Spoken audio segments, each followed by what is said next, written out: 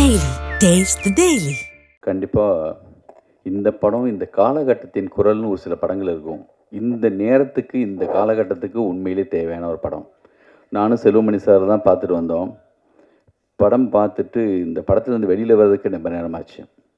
நம்மளும் கொஞ்சமாவது இதுலேருந்து கொஞ்சம் கிராஸ் ஆகி வந்திருப்போம். எனக்கும் இந்த வாழ்க்கையில் கொஞ்சம் அனுபவம் இருக்குது.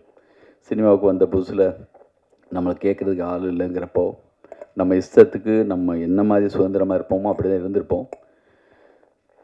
நிறைய பேருக்கு அதை கடந்து வராதவங்க நம்ம லைஃப்பில் கொஞ்சம் பேர் கண்டிப்பாக நம்ம இந்த ஃபீல்டில் வந்து அதை கடக்காதவங்க இருக்க மாட்டாங்க. என்னுடைய நண்பர்கள் சில பேர் வந்து கடக்க முடியாமல் நல்லதொரு வீடு செய்து அதை நடங்கிற பொழுதில் விழுந்து விழுந்த மாதிரி ரொம்பவே பேர் போய் சேர்ந்துட்டான். மிகப்பெரிய பேரறிவோடெல்லாம் ஒரு சிலர் இருப்பான். இவனுக்கு இருக்கிற அறிவெல்லாம் நம்மளுக்கு இருக்கா?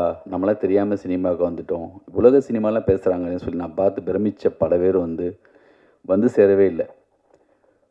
எனக்கு வந்து பெரிய ஒரு பார்த்து வந்து இவங்ககிட்டலாம் இவ்வளவு இருக்கேப்பா, பைசைக்கிள் டிவிஸ்லேருந்து ஆரம்பித்து அக்ரோகுசாலேருந்து இப்படி பேசுகிறாங்களே அப்படி இருக்கும். எங்கேயோ நான் கும்பகோணம் போகிறப்போ எங்கேயோ ஒரு கடையில் அந்த மாதிரி நபர்களை ஒன்றுமே இல்லாமல் பார்க்கும்போது எனக்கு வந்து அவ்வளோ பெரிய சோகமாக இருக்கும்.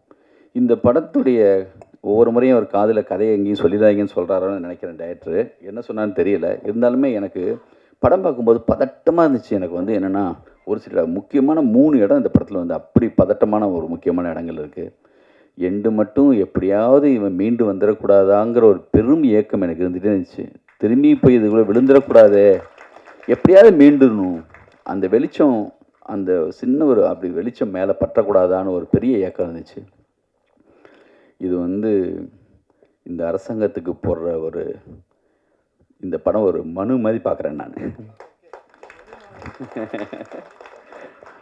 அப்படி ஒரு படம் எல்லாருமே அமைஞ்சு வந்ததுன்னு ஒரு சில படங்களை சொல்லுவாங்கள்ல. கேமராமேன்லேருந்து ஆரம்பித்து மியூசிக் டைரக்டரு, ஆர்டிஸ்ட்டு, குரு சோமசுந்தரம், அந்த ஹீரோயின் எல்லாருமே அவ்வளோ பர்ஃபெக்டாக அந்த படத்தில் பண்ணியிருக்காங்க. இந்த படத்தை எடுக்க இந்த காலகட்டத்தில் எடுக்கிறதுக்கு துணிஞ்ச ரஞ்சித்துக்கு, அப்புறம் பலூன் பிக்சர்ஸ் போஸ்டர்ஸ் வந்து எல்லாத்துலேயும் ஒட்டி இருந்துச்சு. என்னடா இவ்வளோ நெருக்கி இவ்வளோ அழகாக ஒட்டியிருக்காங்களேன்னு பார்த்தேன். கண்ணை ஒரு தடவை மணி சார் தான் சொன்னாராம், காலையில் விடிஞ்சா எல்லாத்துலேயும் மஞ்சளாக தெரியும்னு சொல்லி அலைபாயதுக்காக ஒரு போஸ்ட் ஓட்ட சொன்னார். அது மாதிரி எங்கே பார்த்தாலும் கையில் தொங்கிட்டு இருக்கிறது தான் இருக்குது சிட்டி மொத்தமும். காரணம் என்னன்னு பார்த்தா அப்புறம் தான் தெரிஞ்சது அண்ணன் இருக்கார் அதுலன்னு. வாழ்த்துக்கள் மொத்தமாக இந்த டீம் மொத்தத்துக்கு வாழ்த்துக்கள். இது பிரச்சாரமான ஒரு படம்லாம் கிடையாது. உள்ள அவ்வளோ டென்ஷனான அழகான மிக சரியான விஷயங்களோட ஒரு ஸ்க்ரீன் பிளேவோட மிக அற்புதமான படமாக இந்த வந்திருக்கு. இந்த படத்துக்கு என்னுடைய வாழ்த்துக்கள். பாதகம் செய்பவரை கண்டால் நாம் பயம் கொள்ளலாகாது பாப்பா, மோதி மிதித்து விடு பாப்பா, அவர் முகத்தில் உமிழ்ந்து விடு பாப்பா. அண்மை செய்திகளை உடனுக்குடன் தெரிந்து கொள்ள இணைந்திருங்கள் எம் நாடு தொலைக்காட்சியுடன்.